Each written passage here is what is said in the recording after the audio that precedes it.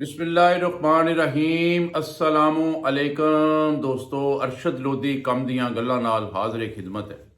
की हाल जे? ठीक ठाक हो? खरीयत नालो ना वालो। अल्लाह ताला तुहानू सलामत रखे, सेहत दे, तंदुरुस्ती देवे। तो दोस्तों अज वीडियो बनाने का जिहड़ा मेरा मकसद सी वो हैगा कि जिहड़े शुगर के पेशेंट ने, लोग साडे शुगर के मरीज़ ने, तो अज उन्होंने वास्ते एक नुस्खा मेरे को आया सी, बड़ा नायाब, बड़ा मतलब समझ लो कि सोहना, खालस पासे का सोहना आ गया। तो नुस्खा सर जी बड़ा छोटा जिहा तो बड़ा आसान, तो हर बंदा आसानी नाल बना सकता है, तो आसानी नाल उन्हें इस्तेमाल कर सकता। तो पहले मैं 2-4 दिन खुद चैक करके तो फिर दोस्तों नाल शेयर किया, क्योंकि इन्ना फ़ायदा कि बंदा तसव्वुर भी नहीं कर सकता। गारंटी है कि जोड़ा बंदा कोई 4-5 दिन 10 दिन इस्तेमाल कर ले, बेशक शुगर का टेस्ट करवाए जाके, तो दुआ देगा इंशाअल्लाह ताला।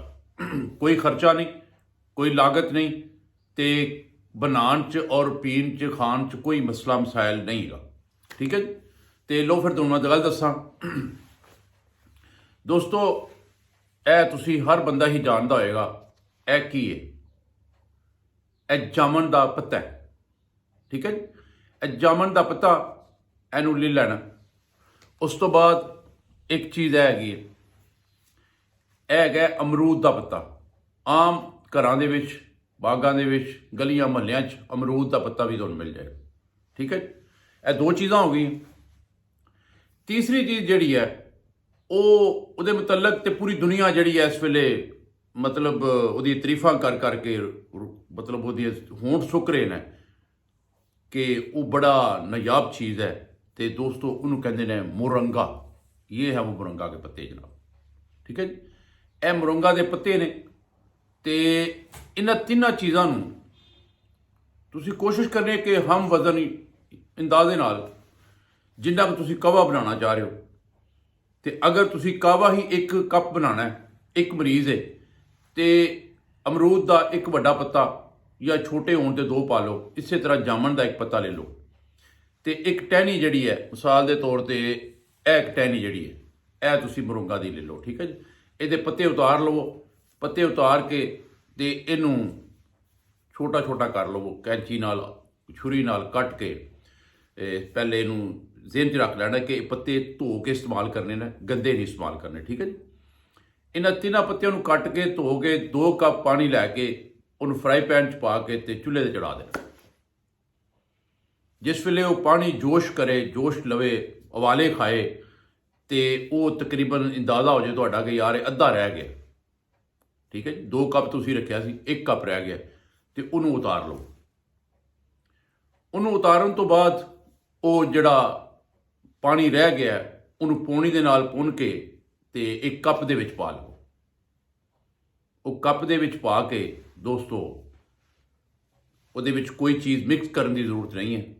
इसका टेस्ट बेहतरीन है। थोड़ा कड़वा तो होंदा लेकिन मतलब एडा महसूस नहीं होंदा। कहवा पीने वाला बंदा आम पी लवेगा। मिसाल के तौर पर मैं तुहानू सैम दसा तो यह जरा गौर करना जी। ए वेख दो, ए कहवा है। ठीक है जी। यह कहवा जनाब इस तरह तैयार हो जाएगा। ठीक है जी। तो मैं भी चूँकि इस्तेमाल कर रहे हैं, मैं भी तैयार करके हुणे, तो मैनू मैं पीना ही सी। मैं सोचा कि नाल वीडियो बना लीए तो नाल नाल इनू पीए। हाँ जी।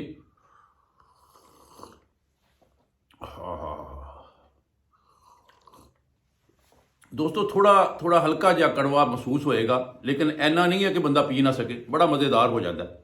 ठीक है। इस तरह समझ लो जिस तरह आम कहवा तुम बनाते हो लैमन ग्रास वगैरह का, उस टेस्ट बन जाता है।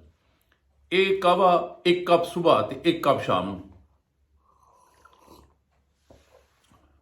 यानी सुबह नाश्ता करने तो बाद पी लो।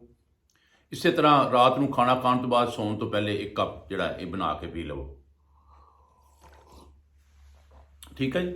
ये चंद दिन तुसी इस्तेमाल करना है, तो वो बंदा जिहदी शुगर मिसाल के तौर पर मैं थोड़ा सिंपल दसन लगा कि अगर तुहाडी शुगर खाने तो पहले 150 सी, तो जाके चैक कराओगे तो अलहमदुलिल्लाह तुसी कहोगे यार कि इनकलाब आ गया, शुगर तो तुहाडी जिहड़ी 80-90 आ गई है। मतलब मैं तुहानू अपनी गल दस रहा कि मैं 2 दिन पीने तो बाद मेरी शुगर जिहड़ी है ਮੋਸਟਲੀ 130 35 40 ਤੱਕ ਆਉਂਦੀ ਸੀ। ਇਸ ਉਸ ਤੋਂ ਮੇਰੀ 97 ਆਈ ਹੈ। ਠੀਕ ਹੈ, 97 ਸ਼ੂਗਰ 100 ਦੇ ਅੰਦਰ ਆ ਗਈ। ਤੇ ਅਗਰ ਮੈਂ ਇਹਨੂੰ ਇੱਕ ਹਫ਼ਤਾ ਇਸਤੇਮਾਲ ਕਰ ਲਵਾਂਗਾ ਤੇ ਮੇਰਾ ਖਿਆਲ ਹੈ ਦਵਾਈਆਂ ਸ਼ਵਾਈਆਂ ਖਾਣ ਦੀ ਵੀ ਲੋੜ ਖਤਮ ਹੋ ਜਾਏਗੀ।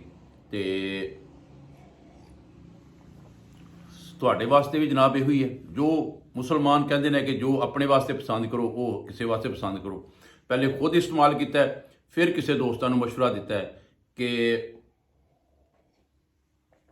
ਮੁਰੰਗਾ, ਅਮਰੂਦ ਦੇ ਪੱਤੇ ਔਰ ਜਾਮਨ ਦੇ ਪੱਤੇ, 3 ਚੀਜ਼ਾਂ, ਚੌਥੀ ਕੋਈ ਚੀਜ਼ ਨਹੀਂ ਹੈ। ਇਹਦੇ 'ਚ ਕੋਈ ਚੀਜ਼ ਪਾਉਣ ਦੀ ਲੋੜ ਨਹੀਂ ਹੈ। ਇਹਨਾਂ ਨੂੰ ਬਣਾ ਕੇ ਪਾਣੀ ਦੇ ਵਿੱਚ ਜੋਸ਼ ਦੇ ਕੇ ਇਹਦਾ ਕਾਹਵਾ ਬਣਾਓ ਤੇ ਸਵੇਰ ਸ਼ਾਮ ਪੀਆ ਕਰੋ। ਇੰਸ਼ਾਅੱਲਾ ਤਾਲਾ ਦੁਆਵਾਂ ਦਿਓਗੇ ਤੇ ਨੁਸਖਾ ਪਸੰਦ ਆਏ ਤੇ ਇਹਨੂੰ ਜਨਾਬ ਦੋਸਤਾਂ ਨਾਲ ਸ਼ੇਅਰ ਕਰ ਦਿਓ, ਕਿਉਂਕਿ ਇਹ ਭਲਾ ਜੇ ਇੱਕ ਉਹ ਨੇਕੀ ਹੈ ਕਿ ਜਿਹਦੇ ਨਾਲ ਤੁਸੀਂ ਸ਼ੇਅਰ ਕਰੋਗੇ ਅਲਹਮਦੁਲਿਲਾ ਤੁਹਾਨੂੰ ਦੁਆਵਾਂ ਦੇਗਾ। ਇਹ ਤੁਹਾਡੇ ਅੱਗੇ ਰਿਕੁਐਸਟ ਹੈ ਕਿ ਇਹਨੂੰ ਨੁਸਖੇ ਨੂੰ ਜ਼ਿਆਦਾ ਤੋਂ ਜ਼ਿਆਦਾ ਸ਼ੇਅਰ ਕਰ ਦਿਓ। ਫੇਸਬੁੱਕ, ਵਟਸਐਪ, ਮੈਸੇਜ ਜਿਸ ਤਰ੍ਹਾਂ ਵੀ ਕਰ ਸਕਦੇ ਹੋ, ਜਾਂ ਆਪਣੇ YouTube ਚੈਨਲ ਤੇ ਇਹਨੂੰ ਜਨਾਬ ਅਲੀ ਸ਼ੇਅਰ ਕਰ ਦਿਓ ਤੇ ਇਨਸ਼ਾਅੱਲਾ ਜਿਹੜਾ ਬੰਦਾ ਵੀ ਪੀਏਗਾ ਖਾਏਗਾ ਤੁਹਾਨੂੰ ਦੁਆਵਾਂ ਦੇਗਾ। ਤੇ ਲੋ ਫਿਰ ਕੱਲ ਤੱਕ ਇਜਾਜ਼ਤ, ਅੱਲਾ ਹਾਫਿਜ਼।